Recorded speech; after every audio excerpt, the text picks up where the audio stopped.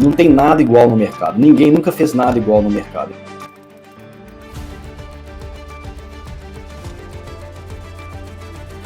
I got a promotion. Now I am the accounting supervisor. And I'm in charge of all the Latin America operations. I received an offer for a great multinational company. Olá, chegou o grande dia. Eu sou Augusto Rocha, sócio da Outliers Academy, instrutor de cursos de inglês para contabilidade, impostos e finanças e gostaria de dar as boas-vindas ao Workshop English for Finance, Tax and Accounting, um evento para você que quer dominar o inglês para a sua área de atuação e com isso ser promovido, buscar um aumento salarial, buscar uma nova oportunidade em uma multinacional ou até mesmo ser expatriado ou trabalhar de forma remota daqui do Brasil para empresas estrangeiras, porém ganhando em dólar ou em euro. Contadores e profissionais de finanças que dominam o inglês técnico ganham mais e ponto. Isso é fato e você já sabe disso, senão você nem estaria aqui. Mas, Augusto, isso é possível? Eu consigo aprender inglês focado para minha área de atuação? Consegue e tem muitos benefícios adicionais quando você faz isso. Dá uma olhada no que alguns dos meus alunos têm a dizer.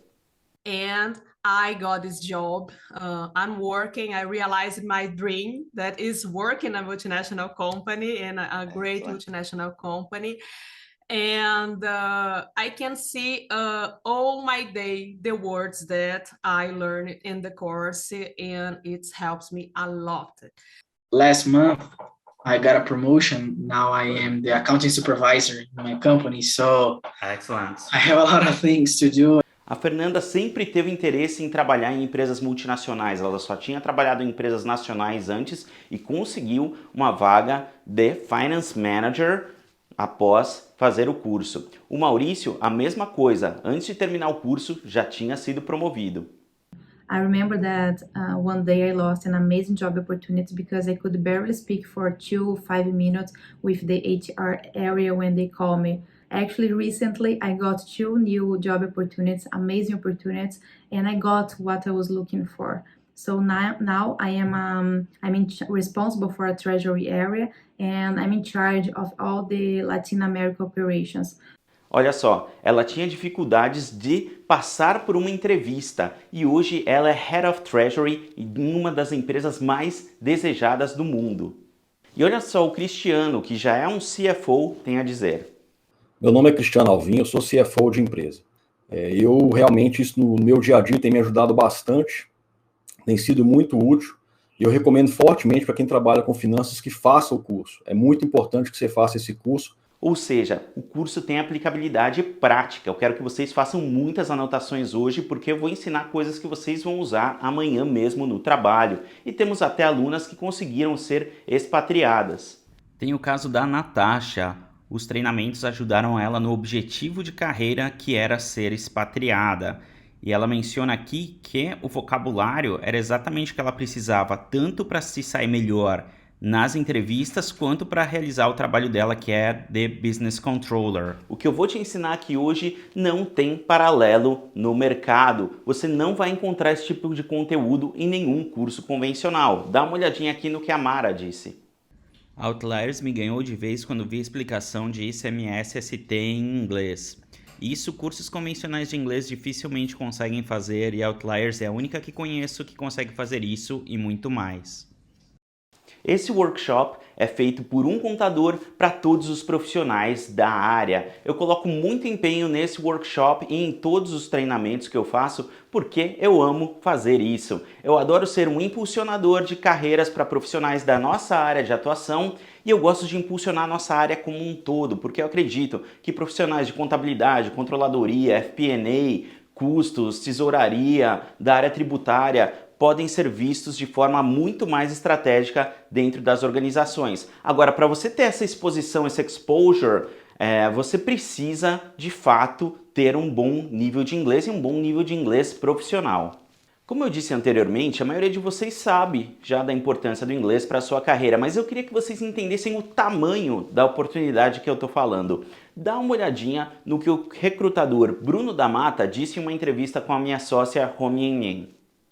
Sim, sim. E me conta uma coisa, de todas as áreas que vocês trabalham, tem alguma ou algumas que você fala assim, putz, dessa área é muito difícil, tem altíssima escassez de profissionais dessa área com domínio de inglês? Porque, de repente, quem está assistindo a gente que é dessa área, fala, eu vou correr atrás porque eu vou estar na frente. Se tiver contador com inglês fluente aí, gente, já pode me mandar o currículo Ah, porque para ele. a gente sempre tem essa dificuldade. E não sei o que acontece com tal Contador. Esse não gosta de fazer inglês, não. Essa área tem uma escassez maior e, por consequência, a linha de sucessão do contador, muitas vezes um gerente contábil, ou um gerente de controladoria, coordenador de controladoria, coordenador contábil, enfim, todo esse universo que permeia a contabilidade, ela tem uma escassez muito grande. Aí você pode falar, legal, Augusto, mas isso é a experiência de uma pessoa. Então, dá uma olhada nessa pesquisa da Robert Half, que é a maior empresa de recrutamento para a nossa área de atuação. Até hoje, para finanças e contabilidade, a habilidade mais demandada, número 1, inglês. Os profissionais mais difíceis de encontrar, contador com inglês. E o que nós vamos ver na aula 1 do workshop? Nós veremos hoje vocabulário técnico do dia a dia profissional, como eu disse, aplicabilidade prática para você usar amanhã mesmo no trabalho, vocabulário para análise de variação de resultado. Todos nós trabalhamos muito com isso, sejam análises year over year, actual versus budget, então real versus orçado, actual versus budget, ou qualquer outro tipo de variação, explicação sobre variação de gross margin em linha de produto. Nós veremos tudo isso e vamos aplicar de forma prática também. Eu já trago exemplos do dia a dia, não é uma lista de vocabulário, não é um glossário, tudo tem aplicabilidade. E no final da aula eu vou perguntar, eu entreguei o que eu prometi na aula 1? E aí você vai me responder nos comentários se eu entreguei ou não o conteúdo prometido. Mas antes da gente mergulhar no conteúdo, eu preciso ao menos me apresentar para você entender quem é o Augusto, ele tem experiência, tem bagagem para me ensinar isso que ele está me propondo a ensinar? É muito importante que você saiba um pouco mais sobre o seu instrutor e sobre como surgiu esse treinamento, como surgiu esse método. Meu nome é Augusto Rocha, eu sou contador formado pela USP, com especialização em International Finance pela Turku School of Economics, na Finlândia. E eu atuei nas áreas de contabilidade, controladoria, FP&A e custos no Brasil, na Dinamarca, na Áustria, em empresas como Coca-Cola, Reckitt, A.P. Møller-Mærsk e Red Bull. Minha última função foi como controller na Red Bull. E é daí que tem uma ligação com esse treinamento. Quando eu fui fazer o processo seletivo, eu tinha apenas 26 anos, o que é bem jovem para uma vaga de controller em uma grande empresa multinacional. Então, eu fui sem grandes expectativas, porque eu sabia que eu tinha uma boa formação, eu tinha um ótimo nível de inglês, eu tinha uma bagagem internacional, só que eu não tinha tanta experiência assim para ocupar essa vaga. Anos de experiência, eu digo. Mas eu fui passando pelo processo seletivo e chegando na última etapa, o Regional CFO, o CFO regional, ele me disse, Augusto, você vai para a última entrevista, que é com o CFO global, que chamava Alex Kirkmer. Hoje ele é uma das pessoas que toca a Red Bull no mundo. E essa entrevista, tá todo mundo rodando, falando português bem claro, porque ele faz perguntas técnicas, não é uma entrevista para te conhecer, só para validar. Aqui a gente tem uma estrutura enxuta, então você precisa reportar algumas coisas diretamente para ele, você envia relatórios diretamente para ele, você faz calls diretamente com ele. Então ele faz perguntas, por exemplo, para você explicar algum imposto brasileiro para ele, como é o Corporate Income Tax no Brasil. Eu falei, tá bom, então eu tinha ali mais ou menos uns 4 dias para me preparar. Eu pensei, o que eu vou fazer? Eu comecei a preparar um resumo gigante, assim. Então eu colocava IRPJ e fazia uma explicação em inglês, CSLL, ICMS, ICMS-ST, para me precaver de tudo que ele pudesse perguntar, porque eu tinha o nível de inglês necessário para passar por essa entrevista, só que eu não queria me enrolar, já é difícil falar sobre essas coisas em português. Impostos nunca foi a minha principal área, sempre foi ali acessório, eu sempre tive alguém com mais experiência na área, cuidando de impostos diretos, indiretos, mas enfim, Fui para essa entrevista, fui muito bem porque eu tinha preparado tudo isso antes e consegui ser contratado. Então o inglês fez uma diferença gigantesca. Agora, essa preparação também. E depois que já estava tudo assinado, o meu chefe, que era o CFO Brasil, ele me perguntou, você foi muito elogiado, o que você fez nessa entrevista? Como é que foi essa entrevista? E aí eu mostrei para ele todo o resumo que eu tinha feito. Ele falou, nossa, isso aqui daria um curso. E eu já tinha ficado com isso na cabeça também, porque eu sempre gostei de inglês e quando eu vi aquilo eu falei, nossa, não tem nada assim no mercado, não tem um curso de inglês para profissionais de contabilidade e depois dentro da empresa eu sempre trabalhava muito com a minha equipe para melhorar os relatórios deles em inglês, para eles obterem mais vocabulários em inglês. Então foi daí que surgiram os meus treinamentos aqui na Outliers, treinamentos focados em inglês para contabilidade, impostos e finanças, e eu já venho fazendo isso há mais de 14 anos. Então tenho mais de 10 anos de experiência corporativa junto com esses 14 anos de experiência profissional, e é isso que eu trago para dentro desse workshop. E isso é experiência prática na área com experiência em andragogia, em ensino de inglês para adultos, que é muito diferente de pedagogia. Então a primeira coisa que eu identifiquei, muitos profissionais começam inglês, param inglês, começam inglês e param inglês. Por que isso acontece? O problema é a falta de relevância. O seu cérebro, depois de adulto, ele vai guardar aquilo que é útil. Se você for para uma aula de inglês para falar sobre como foi seu final de semana, sobre o que você gosta de comer, e aí você chega no trabalho e você precisa explicar que os custos do produto Y caíram X% devido a papapá, você vai falar, não está fazendo sentido, isso não está se conectando com a minha realidade. Então, diante disso, eu criei um método chamado RMR, relevância, que vai gerar o quê? Motivação. Se você estudar algo relevante que você vê que você está usando no seu trabalho, que você vai utilizar no seu trabalho, você vai se motivar mais. Quando você se motiva mais, a aprendizagem ela é maior. Consequentemente, o outro R, resultado. Então, relevância que gera motivação, que gera resultado. E aí, você vai estar dentro desse ciclo vitorioso.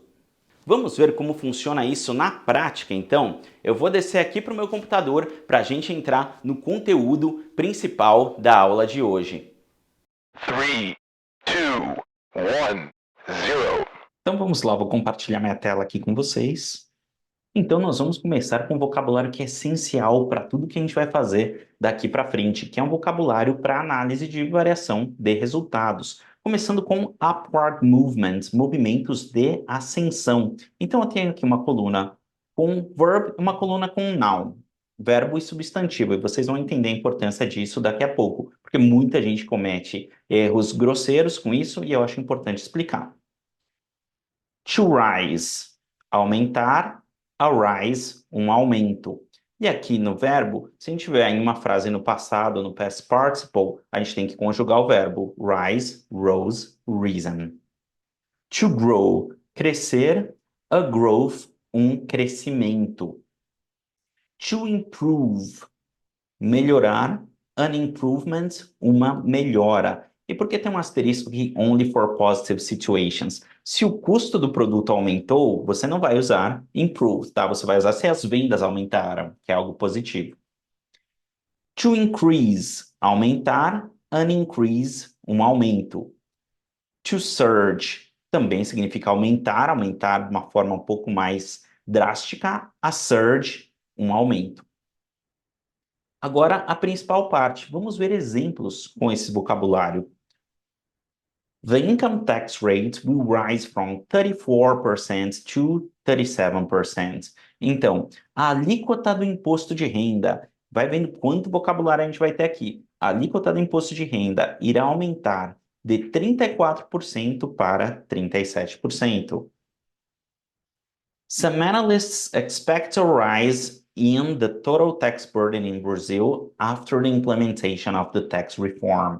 Então, alguns analistas esperam um aumento na carga tributária total, tax burden, carga tributária, no Brasil, depois da implementação da reforma tributária. Tax reform, reforma tributária. Então, os analistas esperam a rise, um aumento. There was a surge in NVIDIA stock prices in 2024. Houve um aumento acentuado no preço das ações da NVIDIA, tá? A empresa que faz placas de vídeo, processadores para inteligência artificial. Então, com a inteligência artificial bombando, o preço das ações aumentou de forma acentuada. There was a surge, houve um aumento acentuado nas ações da NVIDIA em 2024. The inflation rate increased all around the globe last year. A taxa de inflação aumentou. Então, olha o verbo conjugado aqui no passado. Aumentou. All around the globe, no mundo inteiro, no ano passado. McDonald's saw an improvement in its sales last quarter, driven by a growth in delivery orders. Então, o McDonald's viu uma melhora nas suas vendas no último trimestre, driven by a growth, gerada por um crescimento nos pedidos de delivery. Então, olha só, o que eu quero que vocês reparem. Quanto vocabulário a gente consegue aprender de forma rápida em apenas algumas frases e como você pode pegar isso e levar para a sua empresa, para você escrever as suas análises, para você escrever os seus relatórios de variação. Aqui a gente estava focando nos upward movements, né, os movimentos de ascensão. Rise, irá aumentar, a rise, um aumento. Agora, olha quanto vocabulário extra a gente aprendeu aqui. Income tax rate, alíquota do imposto de renda. Total tax burden, carga tributária total. Tax reform. Tax reform, reforma tributária. Stock prices, preço das ações. Ah, Augusto, eu vi share prices já. Qual que é a diferença? A diferença é só em inglês americano e inglês britânico, tá? Em inglês britânico, eles usam shares. Inflation rate, taxa de inflação. Last quarter, no último trimestre. Então, olha quanto vocabulário a gente tem aqui nesses pequenos exemplos. Agora vamos falar de downward movements, movimentos de queda. To fall, cair. A fall, uma queda. To decrease or to reduce, reduzir, cair. A decrease, a reduction, uma queda, uma redução. To deteriorate, deteriorar, a deterioration, uma deteriorização apenas para situações negativas.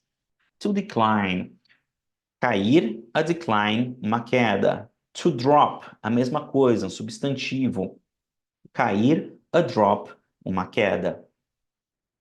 So let's see some examples here. Ford production costs dropped by 3% due to the implementation of some cost savings initiatives. Então, os custos de produção da Ford caíram em 3% devido à implementação de algumas iniciativas de redução de custos. Então, dropped by 3%, caiu em 3%. Pfizer's stock prices fell 57.2% in the last 6 months. Então, o preço das ações da Pfizer caiu. Então, fall, fell, fallen, lembra do verbo conjugado. 57,2% nos últimos 6 meses. There was a decrease in the gross margin of our main product last month. We need to understand the reasons. Houve uma queda na margem bruta do nosso principal produto no mês passado. Nós precisamos entender as razões. Citibank saw a fall in its revenue as banking product sales continue to deteriorate. Então, o Citibank viu uma queda na sua receita diante do fato que a venda de produtos bancários continua a se deteriorar, continua a piorar, continua a cair. Então, aqui nós vimos todos os exemplos com o uso de downward movements, de movimentos de queda. Ah, mais uma. The CFO promises to spare no efforts to reduce COGS. Então, o CFO prometeu não poupar esforços, tá? Spare no efforts, não poupar esforços para reduzir o COGS. O que é o COGS? Cost of Goods Sold. Custo do produto vendido, custo da mercadoria vendida. E, de novo, olha quanto vocabulário a gente aprendeu nessas frases, além do vocabulário para falar de queda. Production costs, custos de produção. Cost Savings Initiatives, iniciativas de redução de custos. Gross Margin, margem bruta. Revenue, receita. COGS, Cost of Goods Sold, custo da mercadoria vendida. Vão fazendo todas essas anotações, porque tem muita coisa aqui que você pode usar no seu trabalho, muita estrutura de frase que você pode simplesmente replicar. Quando a gente fala de variação, a gente pode falar que aumentou ou diminuiu, mas tem os graus de mudança, o rate of change. Então, quando a gente fala em grandes mudanças, a gente precisa de alguns adjetivos ou advérbios para caracterizar esses movimentos. Então, large changes, mudanças grandes, nós podemos usar considerable, considerável, considerably, consideravelmente. Dramatic, dramático, drástico, dramatically, drasticamente. Sharp and sharply, de forma acentuada, acentuado de forma acentuada. Significant, significantly, significante, significativamente, tá? Então, o sufixo ali é o mente. Substantial, substantially. Substancial, de forma substancial, substancialmente. Aí uma regra aqui, vocês podem ver que aqui eu tenho o L dobrado e aqui eu tenho o L simples. Qual que é a regra? Se a palavra já termina em L, você vai adicionar o LI, então ele vai ficar dobrado, tá? É bem simples. Se não termina em L, é só um L e ponto final. E para mudanças pequenas, nós podemos usar moderate, moderately, moderável, moderavelmente, slight, slightly, um pouco, de forma pequena, né? Nós não falamos pequenamente, então de forma pequena para slightly. Vamos ver um exemplo aqui com... eu tirei aqui um mini trechinho da DRE da NVIDIA, então a gente já deu um exemplo com frase da NVIDIA. Então repare aqui, a gente tem a receita revenue, receita de vendas, year-ended 2020, January 2023, January 2024. E olha o tamanho da variação.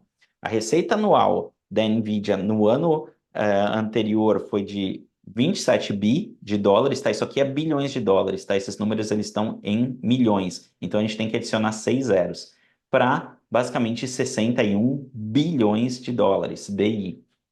Para você ter uma ideia, o valor de mercado da empresa mais valiosa do Brasil, que acho que hoje é a Petrobras, ela é 95 bi de dólares. A NVIDIA só de receita em um ano faz 60 bi. Mas vamos lá. Exemplo. There was a considerable increase in NVIDIA's revenue from $27 billion to $61 billion, tá? Que eu arredondei. Então, houve um aumento considerável. Você precisa mostrar que não é qualquer aumento, é um aumento considerável na receita de vendas da NVIDIA de 27 bi para 61 bilhões de dólares.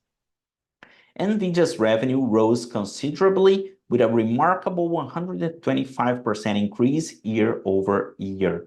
Então, a receita de vendas da NVIDIA aumentou consideravelmente. Então, olha que importante, como gramática também é importante. Rose é o passado do verbo rise, tá? Aumentou. Rise, aumentar. Rose, aumentou. Considerably, consideravelmente. Tem muito erro que eu vejo nessas frases e torna difícil entender o significado delas. Então é importante escrever direitinho essas coisas. E assim, é a sua percepção de competência também, tá? Claro que todo mundo sabe que a gente não é nativo no idioma, mas se você escrever muito errado, a sua percepção de competência vai ser pior, isso é inevitável, tá? Então é importante você tentar essas coisas. Então a receita de vendas da NVIDIA aumentou consideravelmente, com um aumento remarkable, com um aumento memorável de 125%, year over year, comparando ano com ano, year over year. Vocês também podem encontrar a abreviação YOY. Então, peguei aqui um outro exemplo para a gente variar o vocabulário. Peguei a conta de despesas aqui de Sales, General and Administrative Expenses, despesas gerais, administrativas e de vendas. Então, vocês podem ver aqui um pequeno aumento ano a ano, tá? De 2022, 2.2 basicamente, 2.4, 2.6. Então, como a gente monta uma frase para explicar isso? SG&A, Sales, General and Administrative Expenses, increased moderately from 2022 to 2024. Então, as despesas gerais, administrativas e de vendas aumentaram moderadamente, não é nenhum aumento acentuado, de 2022 a 2024. Agora, fazendo uma análise comparando o aumento de receita com o aumento de despesas. There was a moderate growth in sales, general and administrative expenses in the last 3 years, completely offset by the substantial increase in revenue.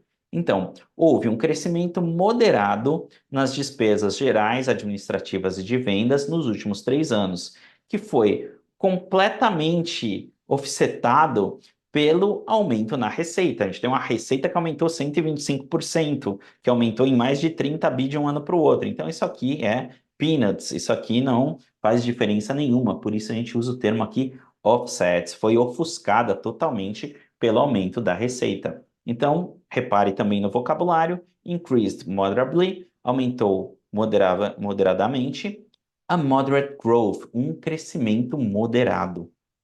E nós temos o rate of change no sentido de fast changes, mudanças rápidas, e mudanças lentas. Então, por exemplo, abruptly, abrupto de forma abrupta, quick and quickly, rapid and rapidly, rápido, rapidamente, sudden, suddenly, repentino, repentinamente, e slow, slowly, devagar, vagarosamente, de forma lenta. Então, se a gente pegar aqui as ações da NVIDIA, de novo, para seguir no nosso exemplo, se a gente pegar aqui, ó, olha onde está o meu mouse, dezembro de 2023 para março de 2024, a gente teve um crescimento bem rápido e acentuado. Então, there was an abrupt increase in NVIDIA stock prices in 2024. Houve um aumento abrupto, um aumento rápido, um aumento repentino nas ações da NVIDIA em 2024, tá? Vamos para a parte de vocabulário do dia a dia profissional. Vou começar aqui com lançamentos contábeis. Como eu digo lançamento contábil em inglês, você pode dizer record a transaction, to book a transaction, to post a transaction or a posting. Então, to post é o verbo lançar, a posting um lançamento. Vamos ver com exemplos para ficar mais claro. How do I book depreciation on SAP? Or, how do I post depreciation on SAP? Então, como eu lanço a depreciação no SAP? E aí, um exemplo de resposta. You need to credit accumulated depreciation and debit depreciation expenses. Então, você precisa acreditar depreciação acumulada e debitar despesas com depreciação. Or you can say, you need to post a credit in GL account XXX000, the number of accumulated depreciation accounts, and a debit in GL account XXX999, depreciation expenses. GL, o que significa esse GL? General Ledger. Então, é uma conta do razão, tá? A credit in GL account, a debit in GL account. Então, repare que credit and debit, eles podem ser tanto verbo quanto substantivo.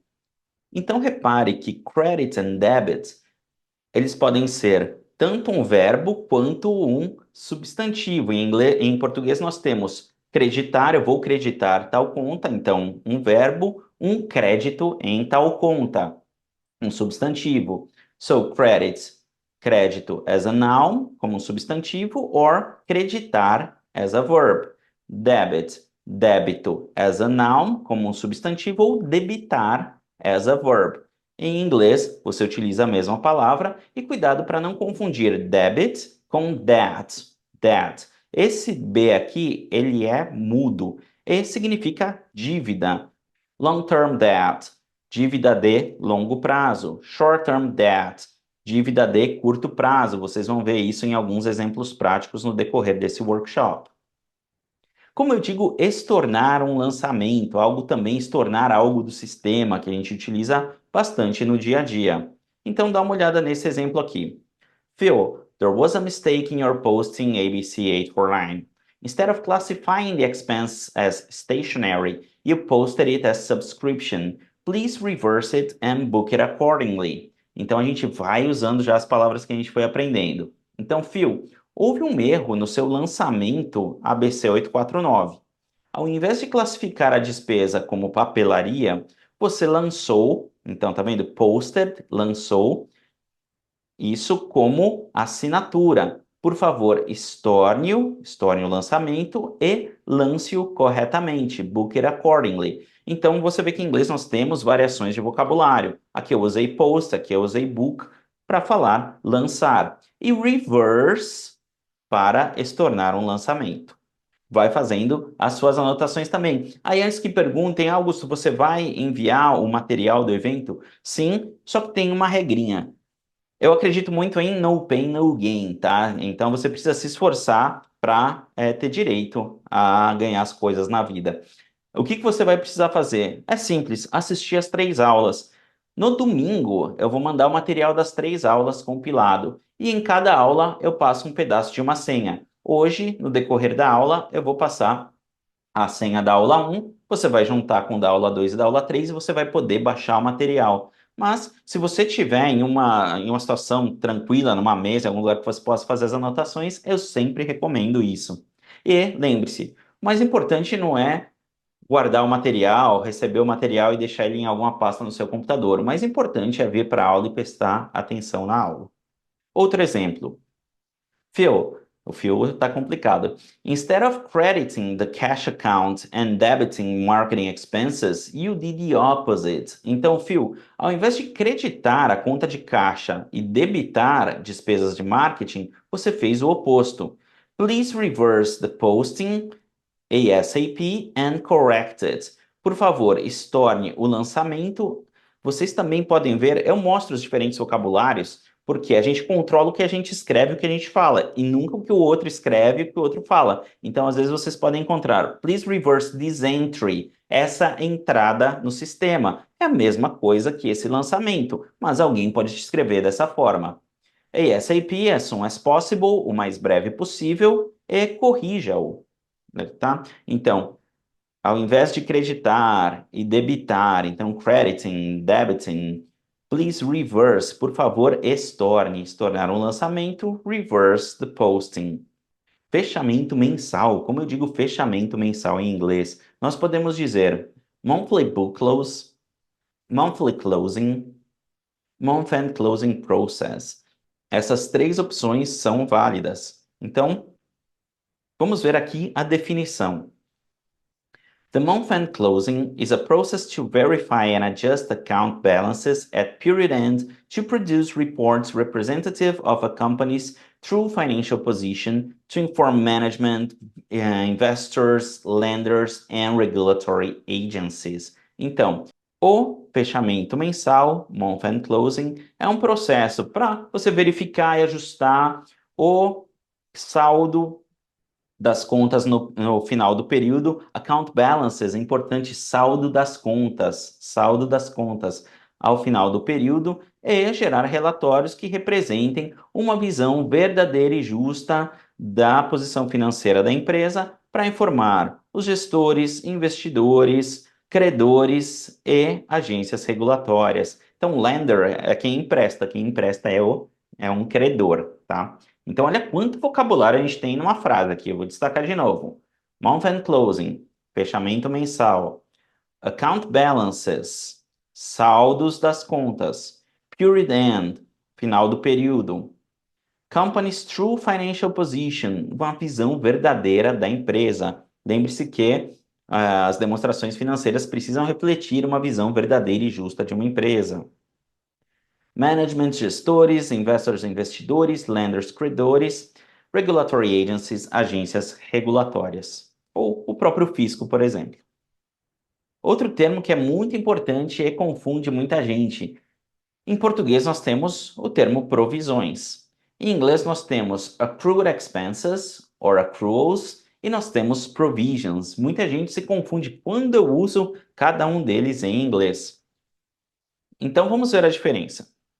In accounting, Accrued expenses and provisions are separated by their respective degrees of certainty.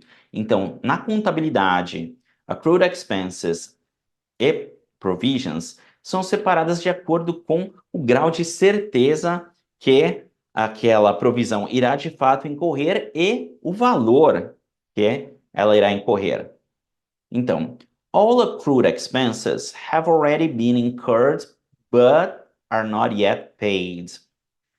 By contrast, provisions are allocated toward probable but not certain future obligations. Então, todas as accrued expenses, as provisões que são chamadas de accrual, elas já incorreram, só não foram pagas. Então, imagina que a conta de luz do mês de março, referente ao mês de março, de uma fábrica, deu 40 mil reais, só que ela só vai ser paga em abril. Você sabe que ela já incorreu, ela tem que ser paga, e você sabe o valor. Então, você vai fazer um accrual. A provisão, ela é relacionada a eventos que podem acontecer. Como a contabilidade é conservadora, você precisa fazer uma provisão em diversos casos, mas você ainda não tem o valor certo e não tem 100% de certeza que terá que pagar. Nesse caso, nós temos provision. Então, essa aqui é a diferença. Ela está relacionada ao degree of certainty, ao nível de certeza que você tem sobre ela. Outro termo importante que a gente vai usar muito no decorrer do workshop quando fizer análise dos relatórios financeiros, gross versus net. Cuidado com a pronúncia, muita gente fala gross margin, não, é fechado esse O, gross versus net. Então, por exemplo, gross revenue, faturamento bruto. Net revenue, faturamento líquido. Gross margin, margem bruta. Gross profit, gross income, gross earning, lucro bruto. Olha quantas formas a gente tem de falar lucro, hein? Net profit, net income, net earnings. Então, por exemplo, gross profit, o que seria gross profit? Revenue minus cost of goods sold, custo da mercadoria vendida, nós teremos o gross profit, lucro bruto. Minus expenses, minus depreciation, amortization, interest, lá embaixo, taxes, lá embaixo, nós chegaremos ao net profit, lucro líquido. Outro termo importante, como eu falo inadimplentes em inglês, outstanding accounts or defaulters, ou defaulting clients, or defaulting customers. Nós temos estas opções. Vamos ver com um exemplo prático aqui. Então, por exemplo, Phil, please identify the top 3 defaulters of the company and send me a list with the amounts due. Então, Phil, por favor, identifique os 3 principais devedores inadimplentes da empresa e envie uma lista com os valores devidos, with the amounts due, com os valores devidos. Other related vocabulary. Outro vocabulário importante, eu acabei de falar em PDD, mas o termo utilizado é de acordo com o CPC 48, é o PECLD, perdas estimadas com crédito de liquidação duvidosa. Em inglês, nós temos allowance for doubtful debtors, para falar de PDD, ou bad debt provision. Então, provisão para perdas, é a provisão para devedores duvidosos, que hoje a gente chama aí de perdas estimadas com crédito de liquidações duvidosas. No balanço, ela é uma conta redutora do ativo. Como eu falo a conta redutora do ativo? Contra asset account. Ativo assets, contra asset account, conta redutora do ativo. Então, quem quiser se aprofundar, CPC 48, ou como eu sempre digo, quer se comunicar melhor, quer aumentar o seu vocabulário em inglês, leia bastante. Então, você pode ler em inglês o IFRS 9, lê com calma, procura os termos que você não conhece, você vai ver o resultado que você consegue obter com isso. Nós também temos Impairment of Trade Receivables. O que é isso? É quando a gente dá a baixa no resultado, tá? Impairment é a perda no valor recuperável. Já anota aí, porque vocês devem ter visto muito o termo impairment com ativo fixo, porque é onde você mais tem a incidência aqui da perda no valor recuperável. Mas esse termo também é usado em inglês agora para falar da perda com devedores duvidosos, perda com clientes que não pagaram, impairment of trade receivable. Você diminuiu o valor recuperável, então você deu baixa no resultado. Então vamos ver um exemplo para falar dar baixa no estoque. Due to the deterioration of a portion of our inventory, então, devido à deteriorização de uma parcela do nosso estoque, we must record a write-off to reflect the decline in its value on our financial statements. Nós precisamos lançar um write-off, nós precisamos dar uma baixa para refletir a queda no valor do inventory, do estoque, em nossas demonstrações financeiras. We will do it by crediting inventory and debiting inventory write-off expense. Então, nós faremos isso creditando a conta de estoques e debitando a conta de despesas com baixa, com perda de estoques, tá? Então, se a empresa atua num setor em que é comum ter essa baixa de estoque, em que os produtos vencem, por exemplo, é normal que ela tenha uma conta aqui de Inventory Write-Off Expense, tá? Perda com estoque. Se não é tão comum, essa baixa seria direto no custo, tá? No Cost of Goods Sold.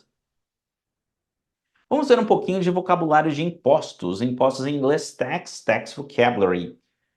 Tax return. Tax return são declarações de impostos. Então, quando a gente fala declaração de imposto, é tax return. Então, alguém da área poderia escrever, por exemplo. We worked diligently to ensure that the corporate tax return was actually prepared and filed ahead of deadline with the federal tax authorities.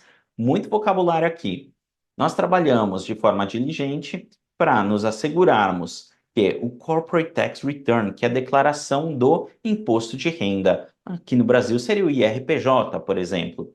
Então, corporate tax return, declaração de imposto de renda, was accurately prepared, foi preparado de forma correta, precisa, and filed ahead the deadline, e enviada, declarada antes do prazo, deadline prazo, with the federal tax authorities, com o fisco, a autoridade fiscal do país, tá? Outro termo importante para a área, impostos recuperáveis e não recuperáveis, em português, em inglês, é bem parecido. Recoverable and non-recoverable taxes. Impostos recuperáveis e não recuperáveis. E como eu digo, inspeção fiscal, passar por uma inspeção. Em inglês nós utilizamos tax audit, é o mais comum.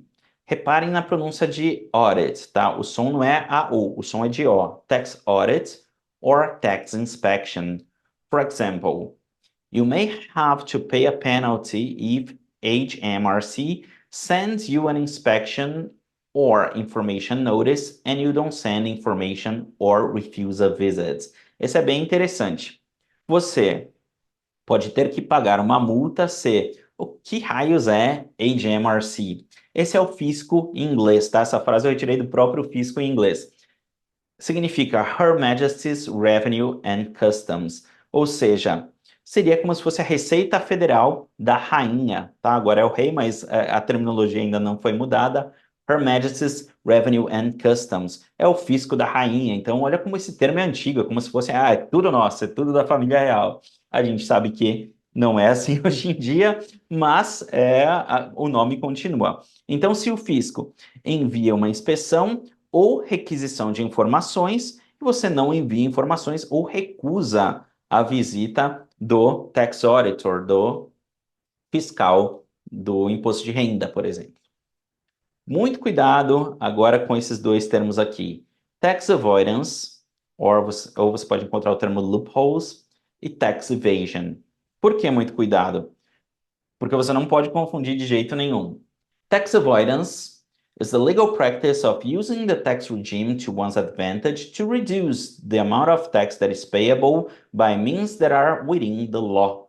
Então, tax avoidance seria o quê? Avoid é evitar. Tax avoidance é o que a gente chama de planejamento tributário, planejamento fiscal. Então, é uma prática legal de usar a legislação tributária para sua vantagem, para reduzir o valor dos impostos a pagar, de forma dentro da lei. Então, isso envolve achar brechas, loopholes, ou achar instrumentos dentro da lei que te possibilitem pagar menos impostos. Então, é o que equivale a planejamento tributário aqui no Brasil. Tax evasion é totalmente diferente. A gente está falando em evasão fiscal, em não pagar os impostos de forma proposital, e aí é um crime. So, tax evasion, on the other hand, is the legal practice of not paying taxes by not reporting income, reporting expenses not legally allowed, or by not paying taxes owed.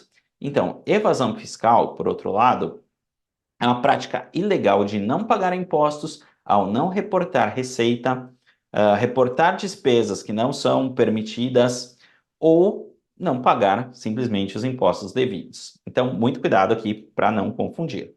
Outros termos da área fiscal: tax calculation, apurar os impostos. Muita gente fica com dúvida, como eu digo apurar os impostos? E busca uma tradução literal para o termo apurar, o que não tem muito sentido, tá? Porque em inglês a gente simplesmente usa tax calculation or to calculate taxes. Taxpayer, contribuinte, tá? Então, contribuinte pode ser uma pessoa física ou pessoa jurídica. Taxpayer, contribuinte. Imposto de renda, corporate tax, corporate income tax ou simplesmente income tax. Então agora vamos utilizar o que a gente aprendeu de forma prática. Eu vou abrir o Annual Report da Coca-Cola e a gente vai fazer na aula de hoje a análise de um indicador financeiro. Na aula 2 a gente vai analisar o balanço todo, a DRE toda, mas eu só queria mostrar como a gente utiliza esse vocabulário com um exemplo prático. Então, eu vou baixar aqui rapidinho esse Annual Report, a gente vai direto para o Balance Sheet, para o balanço patrimonial. Não se preocupe em entender como eu cheguei lá, porque na aula 2 eu vou fazer isso passo a passo com vocês. O objetivo hoje é só a gente usar esse vocabulário que a gente aprendeu com um exemplo real. Então, vamos baixar o Annual Report da Coca-Cola. Então, a gente vem aqui no Google e coloca simplesmente Coca-Cola Form 10K. Eu já explico o que é o Form 10K. Form 10K é a nomenclatura que empresas americanas utilizam para os annual filings aqui, para as declarações anuais, tá? Porque eu quero ver o ano inteiro. Existe o 10Q, que é o quarterly, tá? Que é o do trimestre. Então, venho aqui, 10K Annual Reports. Cliquei aqui, eu só vou baixar em PDF, que é mais fácil. Dentro do Annual Report, e de novo, isso eu vou explicar com calma na aula 2. O que interessa para a gente aqui contabilmente é o item 8, Financial Statements and Supplementary Data. Então, eu vou direto para lá. Deixa eu aumentar aqui. Só queria repassar o nome das demonstrações financeiras com vocês em inglês. Então, nós temos The Coca-Cola Company and Subsidiaries, tá? Então, é o grupo Coca-Cola como um todo. Consolidated Statements of Income, DRE Statements of Income. Augusto, já vi Income Statements, beleza, pode. Já vi Profit and Loss Statement, também pode. Já vi Statement of Operations, também pode. Nós temos variações. A Coca-Cola optou aqui por Statements of Income, simplesmente a demonstração de resultados do exercício. Na aula 2 a gente vai ver ela em detalhe. Consolidated Statements of Comprehensive Income, demonstração de resultado abrangente, DRA. Consolidated Balance Sheets, balanço patrimonial consolidado. Esse consolidado sempre tem, porque a gente está falando do grupo Coca-Cola, várias empresas. E Consolidated Statements of Cash Flow, fluxo de caixa, tá? Cash Flow Statements também é uma possibilidade. Hoje, nós vamos calcular um indicador financeiro chamado Current Ratio, que a gente só precisa do balance sheet, do balanço patrimonial para calcular. Eu vou voltar aqui para o PowerPoint para ficar mais fácil de vocês visualizarem. Primeiro, o que é esse Current Ratio? Current Ratio é o índice de liquidez corrente. Eu calculo ele dividindo Current Assets, ativo circulante, por Current Liabilities, passivo circulante. O que ele significa? The current ratio is a liquidity ratio that measures a company's ability to pay short-term obligations. Então, o current ratio, ele é um índice de liquidez que mensura a capacidade da empresa pagar sua dívida de curto prazo. Short-term obligations, dívida de curto prazo, obrigações de curto prazo. Então significa how many dollars does the company has available to cover $1 of short-term debt? Quantos dólares a empresa tem disponível para cobrir $1 da dívida de longo prazo? E o resultado que a gente espera é the higher the better. Quanto maior esse indicador, melhor. Ideally more than one, tá? Idealmente ele tem que ser maior que 1. Se ele não for maior que 1, a empresa tende a ter algum problema. Aí a gente vai analisar, mas em geral significa que no seu ativo circulante você tem menos de $1, aqui a gente está falando em dólar, para pagar $1 de dívida dentro de um espaço de um ano. Então é bem complicadinho quando a situação é essa. Vamos ver aqui o caso da Coca-Cola. Eu tenho o grupo de ativo aqui, Assets. Eu vou pegar o quê? Total Current Assets. Então, ela tem 26 bilhões de dólares, tá? De novo, aqui são 6 zeros que você tem que somar. Então, quando a gente vê esse 26 aqui, são 26 bilhões de dólares, BN. And Total Current Liabilities, 23,5 bilhões de dólares. Tá um pouquinho apertado. Vamos fazer a continha certinha no Excel. Então, eu tenho aqui Current Assets. Vamos comparar os 2 anos, tá? 2023, que a gente já pegou aqui, 26,732. Current Liabilities, passivo circulante, 23,571. E aí eu vou simplesmente dividir um pelo outro. Lembra que esse número tem que ser idealmente maior que 1. 1,13. O que significa que para cada $1 de dívida, a Coca-Cola tem 1,13 de ativos para pagar essa dívida. 2022, 22,591, 19,724. Em 2022, esse número era 1,15, então piorou um pouquinho. Agora, vamos fazer uma análise bem rápida. Ela tem 1,13. O que compõe o Current Assets? O que compõe o ativo circulante? Cash and Cash Equivalents, 9 billion. Short-Term Investments, investimentos de curto prazo, 3 billion.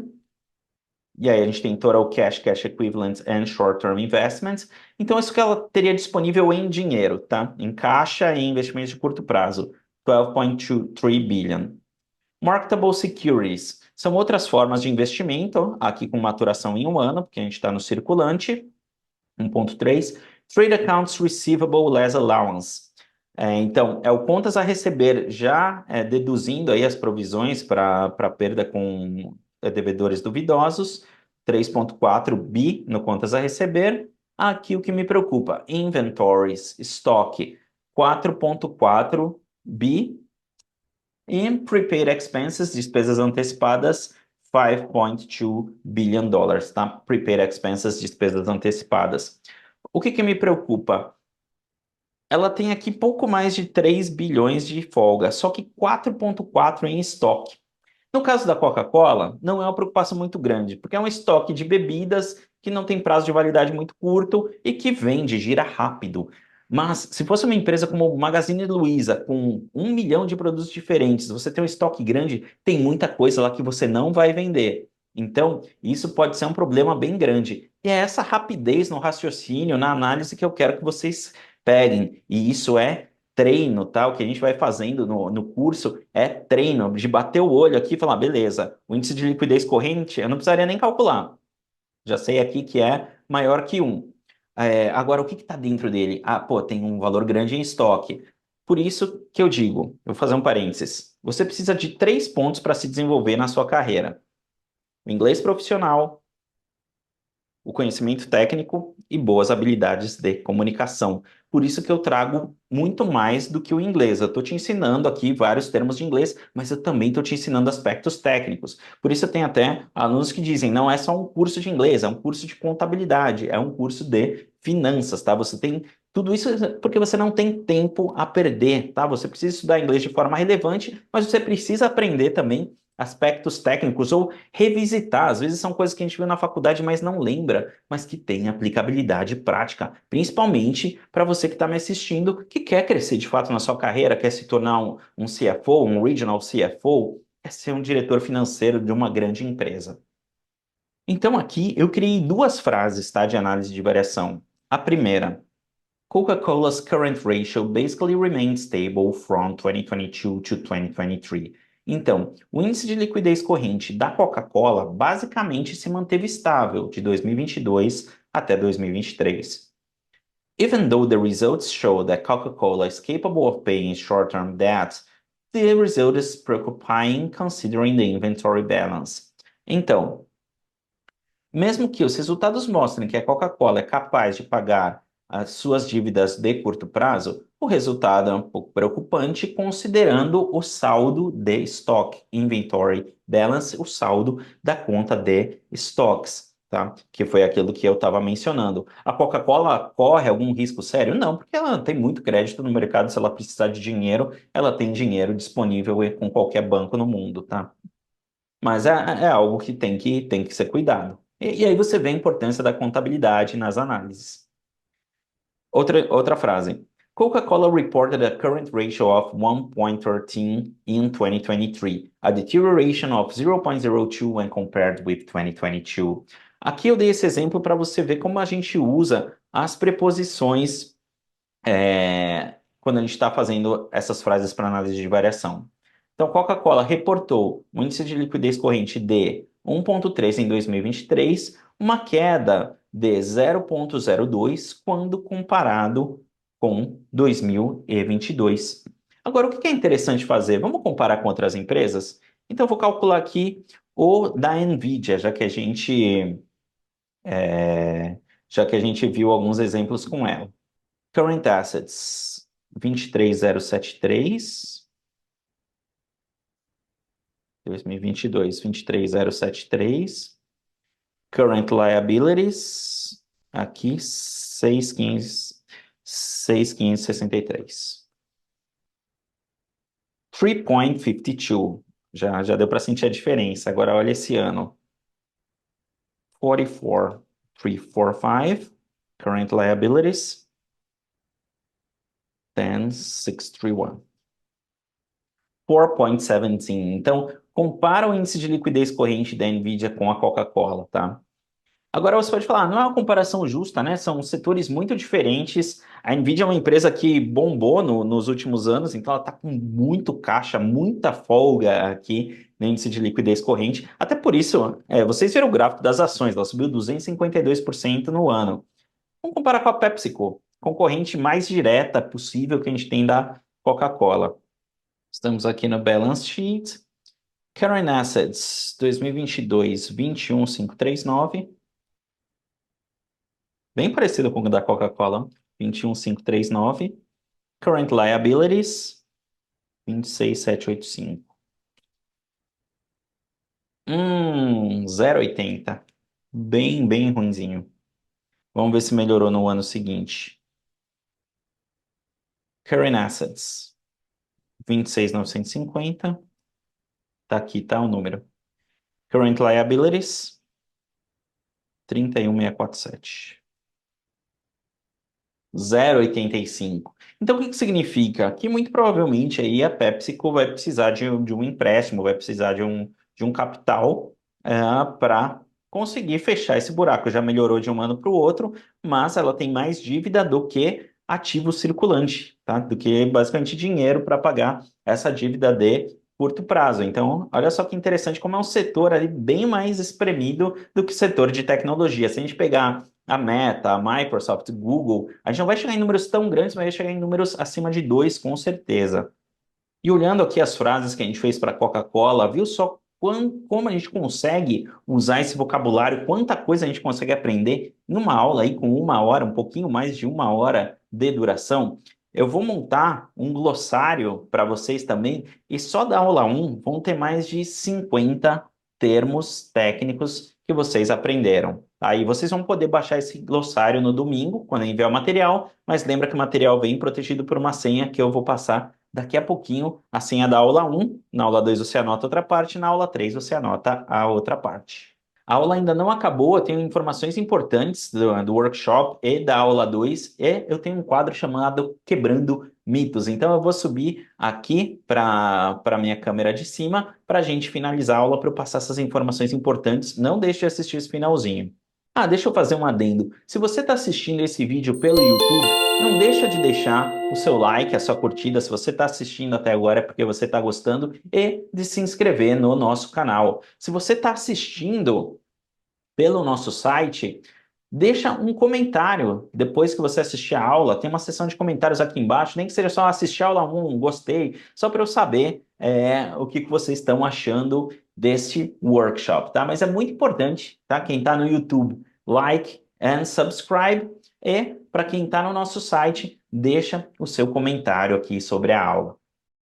3, 2, 1, 0. E para a gente terminar, e fica aqui até o final, porque o que eu vou falar agora é muito importante. Eu criei um quadro bem curtinho chamado Quebrando Mitos. Se você se inscreveu no workshop há mais de 2 dias atrás, pelo menos, você recebeu um e-mail para preencher uma pesquisa. E eu leio com atenção essa pesquisa. E muita gente escreve que a minha principal dificuldade ou necessidade é me comunicar de forma mais fluida, é me comunicar de forma mais natural. E aí tem um erro muito grande. Muita gente fala, mas é que eu não pratico, eu não tenho prática. Pensa no seguinte, a fala é um processo. Para você falar bem, você precisa de vocabulário, você precisa conhecer as estruturas, pelo menos para montar uma frase de forma inteligível. E muita gente acaba não estudando, muita gente quer um atalho, ela quer, eu quero sentar e falar um pouquinho. Você não vai muito longe se você fizer isso dessa maneira. E aí, eu costumo ser sempre simpático, bacana, mas às vezes é preciso dar uma bronquinha. Se você quer se comunicar melhor, você precisa estudar. Agora, estudar não precisa ser aquela coisa chata. Estudar, eu digo, você precisa ler mais, por exemplo. Mas leia coisas que são atraentes para você, que são relevantes para você. Então, leia coisas sobre sua área de atuação. Ah, tô cansado, eu preciso relaxar? Leia algo que você goste em inglês, mas aí você vai absorver muito vocabulário. Faça uma leitura ativa, anote o vocabulário que você não aprendeu. É um erro muito grande achar, por exemplo, que se você for jogado em um país, então, por exemplo, te deixo na Rússia, se você ficar lá um mês, você vai aprender russo. Você vai aprender algumas coisas básicas, você vai aprender a falar bom dia, você vai aprender a falar obrigado, talvez você aprenda que garrafa significa alguma coisa em russo, que eu não sei, mas você pode aprender por essas associações. Agora, é isso que você quer para a sua carreira? Você quer falar produto, gross margin, increased? Não dá, você quer ser um profissional de primeira linha, então você precisa estudar, você precisa de mais vocabulário, você precisa sim entender pelo menos um pouco de estrutura gramatical para que você consiga se comunicar de forma fluida. Esse papo de aprenda igual um bebezinho, você não é um bebezinho, o seu cérebro não é mais o de um bebezinho, então a gente não tem tanto tempo para isso, mas você pode estudar neuroplasticidade do cérebro. Existem diversos estudos que mostram que isso é a maior besteira. Você não aprende igual um bebezinho, você é adulto, o seu cérebro é outro, a sua vida é outra, tá? Então, é muito importante. Quero me comunicar melhor? Vem com a gente, estuda, vê esse vocabulário, faz tudo certinho, de forma séria. O que eu mais vejo nos meus cursos, os alunos que mais comentam nas atividades, que mais entregam as atividades, têm as evoluções mais rápidas. Não terceirize a sua responsabilidade. Pega agora o ownership, tá? Já pensa consigo mesmo, eu vou vir para a aula 2, vou vir para a aula 3, vou fazer tudo direitinho. Você vai começar a ver resultados rápidos, mas você precisa manter uma constância. Isso é o mais importante, tá legal? Então, recados finais. Senha da aula. A senha da aula de hoje é BRZ. BRZ, tudo minúsculo. E eu vou te pedir só um favor. No começo da aula eu disse o que eu ia entregar na aula de hoje, vocabulário técnico do dia a dia, vocabulário para análise de variação, o começo da análise dos financial statements da Coca-Cola, e eu ia te perguntar se eu entreguei o que eu prometi. Se eu entreguei o que eu prometi, eu só peço para você entrar no nosso Instagram, @financehub.augustorocha, vai ter lá o último post, comenta o que você achou da aula. Só você comentando lá me ajuda bastante. Ah, não tenho Instagram. Entra no meu LinkedIn, vai ter um último post também falando sobre a aula 1. Comenta lá o que você achou da aula. Então, a seu critério, seja no Insta, seja no LinkedIn. E o que você vai fazer também é vir para a aula 2 amanhã. Na aula 2 nós vamos continuar com a análise dos financial statements da Coca-Cola. Muito vocabulário interessante para você, muito conteúdo bom para a sua carreira, para o seu crescimento profissional, seja na parte do inglês, seja também na parte técnica, porque eu falei que é muito importante a gente aliar esses dois pontos.